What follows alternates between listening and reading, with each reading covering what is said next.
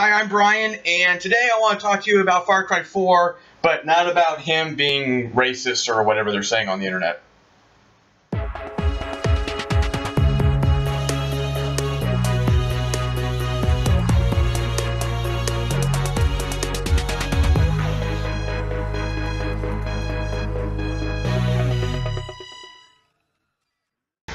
Okay, so I want to talk about something today that's been kind of talked about already over the past couple weeks. I'm not going to go into it too much. I'm just going to take another kind of perspective on it, maybe.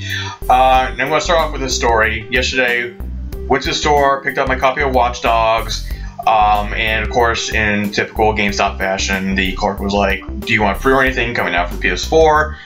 And I said, "Well, what's coming out?" And I just need a little refresher. And of course, they had the list. And one of them was Far Cry 4, which was announced about a week and a half, 2 weeks ago. And I said, yeah, I might do that. He was like, you should really get the season pass. I'm like, okay. How much is it? Oh, it's $30. Okay. What's on the season pass? What's the DLC? We don't know yet. I'm not going to sit here and, preach on how absurd it is to pre-order a season pass for something that nobody knows about yet except for the developers. That's like me coming to you with a movie and be like, listen, there's this movie that's going to come out one day.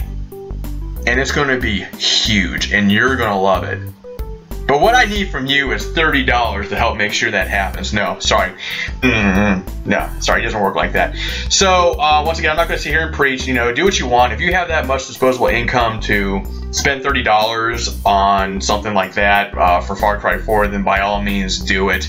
I'm here to talk about, mainly the developers and just to get opinions in general, about another kind of pricing point, I guess you could say.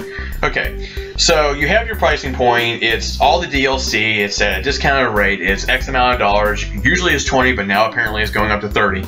But the problem is that you don't know what's on these DLCs, obviously. But they're also not catering to the player on what they're used to. Like for myself, I don't get into multiplayer that much. I do it every once in a while with friends, but I'm not going to buy a season pass that's all online modes or maps or whatever. I'm a single player kind of guy. I like the story to continue on or have some expansion of it. So in the cases of like Elder Scrolls or even Borderlands or something like that, I would probably buy the season pass if I knew that it extended out the gameplay and it wasn't something like, horse armor or something like that. You remember that one from Oblivion? So my kind of price pointing scale would be, you have the overall DLC, and that's however much money, and then you have like say a single player one, and the single player is, I don't know, 6 to 8 hours or 8 to 10 hours of gameplay, additional gameplay, new areas to visit, new storyline, whatever. Great. It's going to be X amount of money, with the discount, so there you go. And then you have something like, say, like the multiplayer one, like your Call of Duties, where the map packs are, you have your map packs, you have your guns, your skins, so on and so forth, and then that's like X amount of dollars at a discounted rate. So here you go. Once again, it'd be nice to know what exactly it's going to be, but I think that's a better price point for gamers in general, because not all gamers are the same. Not all gamers give a crap about online. Not all gamers give a crap about single player, and I mean that's just the way it is. So wouldn't it make more sense to give you the people more of an option? Just say, listen, we're not prepared to tell you what's on our DLC, but we know this. If you want, companies, if you want more pre-orders on season passes, you're going to have to give out some more information than just that. So I'm just going to leave it at that. I'm trying to figure out a name for this show. I guess I'm going to do this weekly or maybe every 2 weeks. I'm not sure yet.